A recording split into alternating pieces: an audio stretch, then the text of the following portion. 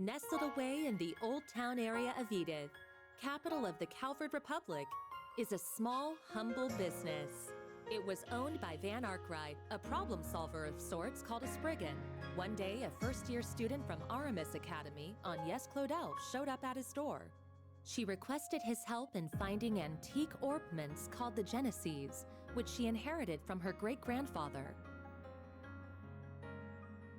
Utilizing his connections in normal society and the underworld, Van and Agnes found one of the Genesees, only to come under fire from a mafia group called Almada. Despite the seemingly hopeless situation, the Genesis resonated with Van's Zypha, a tactical ornament from which a little fairy named Mare appeared. With her assistance, Van clad himself in an armor made of shards and transformed into the Grindel. He turned the tables on the mafioso with its overwhelming strength. After that, Agnes agreed to work for Van part-time in exchange for his help in finding all 8 Genesees. The two of them traveled all across Calvard in search of them and made a number of new friends along the way.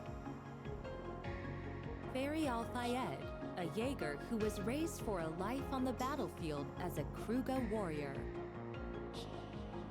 Aaron Way, a prodigy and a reckless leader of a group of delinquents from Longport's Eastern Quarter. Risette Twinings, a service concierge dispatched from the Marduk Company to provide Arkwright solutions with impeccable support. Katra Salesian, a young engineer stationed at the Basel Institute of Science, where he participates in the development of cutting-edge technology. Judith Lanster, a famous actress in the world of film who leads a double life as the Phantom Thief Grimcat. And Beargard Zeman, Van's former mentor, and a man who cast off his old name.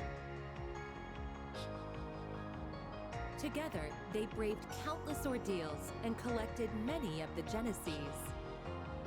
Though they were hounded at every turn by Almada, who were using the devices to sow confusion and chaos wherever they went. Eventually, Almada's leader, Gerard Dantes, detonated a nuclear weapon in a remote village and wiped it off the map.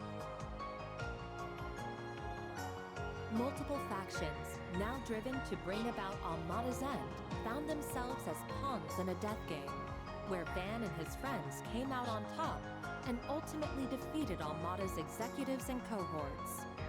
Then they put an end to Dantes, the source of all this evil. However, during a festival celebrating the Calvardian Revolution, one of Almada's leaders, Melchior, unleashed pandemonium on the capital, and in the process revived Dantes and the other executives and summoned countless demons into the city.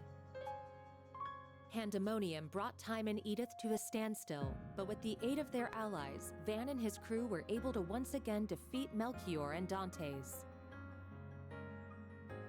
Upon Dantes' demise, the diabolic core that he had absorbed into his body found its way back to Van, its original host.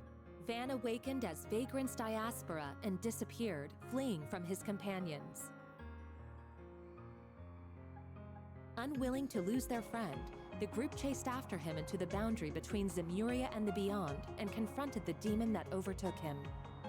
Thanks to the urging of his friends, Van was able to regain himself and temporarily drive the demon lord out by flinging the core into the depths of the rift. With all of these incidents behind them and the end of the year fast approaching, everyone other than Agnes bid a brief farewell to Van as they each left Edith behind. But before they departed, they all promised that they'd see each other again in the near future.